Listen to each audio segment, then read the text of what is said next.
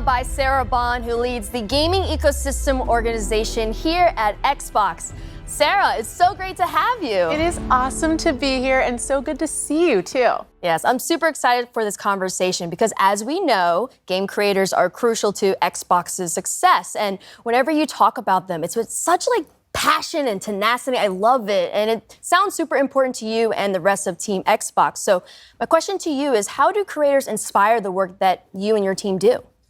The creators are just the bedrock of everything we do on my team. You know, when you really think about it, where gaming really comes from is it starts with someone who has a creative idea that they choose to put into a game that we all get to experience and enjoy.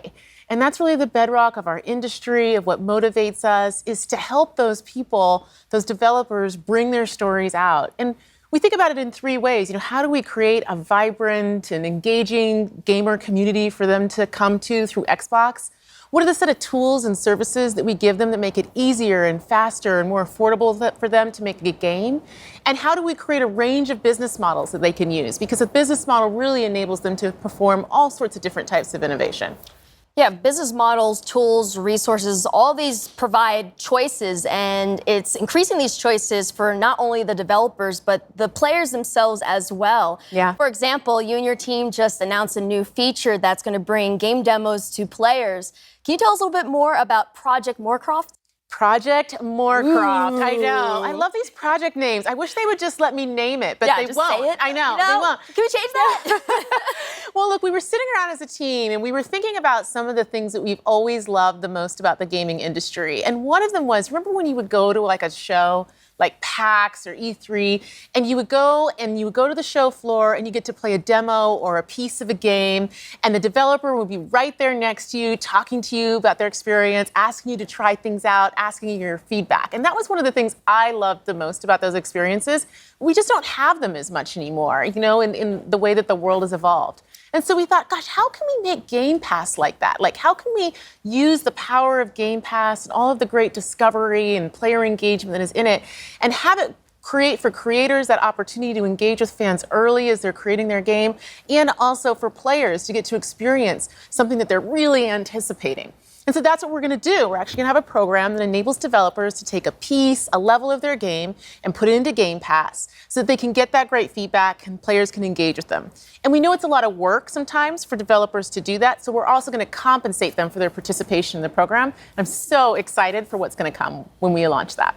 I think the one thing that we all miss is that connection, right? And now that we are able to come back into conferences and stuff like that, we still need to deepen it because by deepening that connection, you're diversifying the voices, and then that in return helps to diversify the games and bring diversity into games. Completely. So how will Microsoft help to further that front?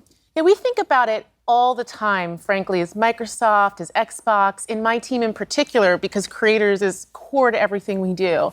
You know, if you think about a game, it enables you to experience a perspective, a point of view, in a way that is deep and immersive, unlike any other form of media. So the importance of everyone having an equal opportunity to share their story and their perspective through a game, and what it means to shaping our perceptions, to what we talk about, to what we believe, to broadening our perspectives, is critical. And we think about that all the time. So what we've done as a team is we're continuing to expand the set of developers who we're engaging with and bringing them into the Xbox ecosystem. We've actually more than doubled the number of developers that are making games for Xbox. And we saw lots of those games in the last day, which has been pretty cool.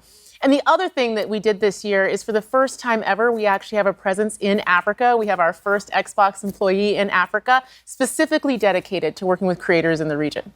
So what message would you like to leave for creators who are interested in starting in the industry? Yeah, I get that question a lot. People say to me, gosh, I would really like to be part of the gaming industry. I'd love to make a game. How do I break through? How do I get involved?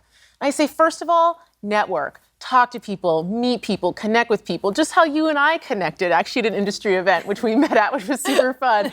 You know, build that network and that connectivity, because it's so critical in every industry, but I think particularly in gaming, right? You know, go to industry conferences like GDC, meet people, learn, try that out. And if you're interested in making a game for Xbox, you can actually go to github.com. You can actually download the Xbox Game Developer Kit and get started. And once you have a game concept, you can also submit it online through id@xbox.com, and then you can self-publish to Xbox, which is another great way. And of course, if you actually want to get involved in the industry, all companies are great, but I highly recommend you check out Coming to Work at Xbox. I'm biased, obviously. I mean, hey, you have every right to be so. Sara, thank you so much for joining us today. And also, thank you to all the viewers for tuning into Extended. We've heard from so many amazing developers on today's show. Now, before we finish, is there anything else you'd like to share with us? We were talking earlier about the importance of people being able to tell their story through a game and how incredibly powerful it is. I mean, when we were talking about that, I was thinking about an experience we've had as a team that's been very touching for me. So, a couple years ago, we started really consciously extending the depth and breadth of content that we have in the Xbox ecosystem. And it was through that I got to know the team making Stalker 2 really well. And I actually got to intro that game last year in the Xbox Game Showcase, and it was just incredible. And the thing was, when I was looking at that game last year, and I was looking at the story that they were telling, and they were talking about the beauty of the land and their dedication to their culture and their country, and I thought, wow, this is a cool game. This is a compelling story. But sitting here today, recognizing that team is Ukrainian, they were based in Kiev, looking at that story and what they were showing to the world just feels entirely different and far more poignant and visceral to me. This is a team who's talking about their culture, talking about fighting for the existence of being a nation, of being a people, of having their own language. And now we all, as a world, have gotten to see how tenuous that, in fact, is.